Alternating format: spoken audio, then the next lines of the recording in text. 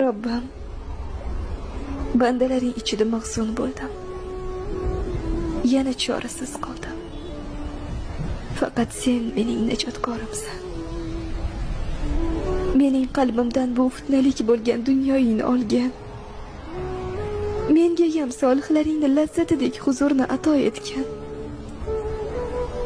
Bu fitnalik paytda senga itoatda mustahkam bo'lmaganim uchun meni afv et. Meni itoatingda sobit qilgin. Ko'zlarimdan oqqan yoshlarni seni ishqing uchun oqizgan.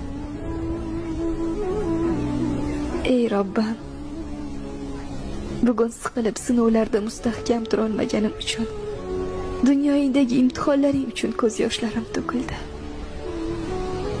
Robbim, meni bardoshli qil.